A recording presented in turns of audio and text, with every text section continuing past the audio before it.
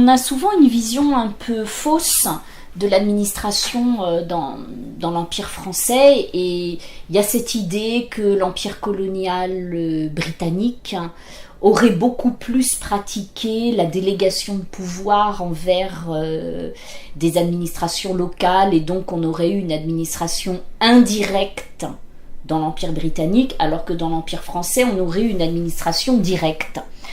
C'est-à-dire une administration exercée par des agents français qui représentent concrètement sur le terrain au quotidien l'autorité coloniale. C'est pas complètement faux si on regarde la pyramide administrative théorique sur le papier. Prenons le cas des communes mixtes, il y a un administrateur, parfois un administrateur adjoint, mais qui est aussi un agent français. Mais concrètement, les communes mixtes étaient immenses, possiblement l'équivalent d'un département. Donc c'est pas un administrateur tout seul qui sait ce qui se passe dans sa commune et qui peut donc décider que à tel endroit, enfin savoir qu'à tel endroit s'est produit un fait à punir. Concrètement, en réalité, l'administrateur, il s'appuie sur ce qu'on appelle des adjoints indigènes, qui sont donc des Algériens, alors qui ont des titres divers. En général, on dit le caïd, mais parfois c'est le cheikh, le cheikh. Bon. Et ces adjoints indigènes, ce sont eux qui, au quotidien, représentent l'autorité coloniale vis-à-vis des populations locales. Donc, les communes mixtes, elles sont divisées, il y a des douars, il y a parfois même des fractions de douars, parce qu'à la base, il faut avoir une unité administrable, il ne faut pas qu'elle soit trop grosse, donc on a parfois des douars, des fractions de douars. Et les caïds, en fait, ce sont eux qui, dans le quotidien, par exemple, viennent prélever l'impôt.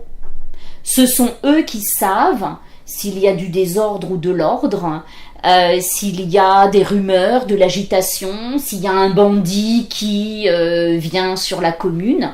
Et donc les adjoints indigènes jouent un rôle absolument énorme. Sans eux, les administrateurs sont complètement dénués d'informations. Et donc, ce sont eux qui sont en mesure d'informer les administrateurs de ce qui se passe et de leur désigner les éventuels coupables, entre guillemets, qu'il faudrait punir.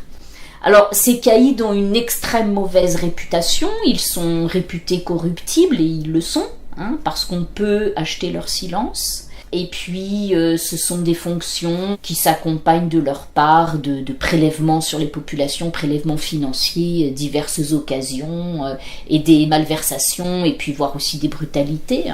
Donc, de fait, les Algériens qui exercent ces fonctions d'intermédiaire entre les populations rurales et les administrateurs de communes mixtes jouent un rôle absolument énorme.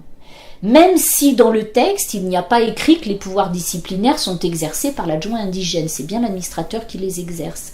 Mais dans la réalité du quotidien, ils ont un pouvoir absolument énorme, et donc ça nuance très fortement l'idée qu'on a affaire à une administration directe qui ne s'appuie pas sur des acteurs de la population locale.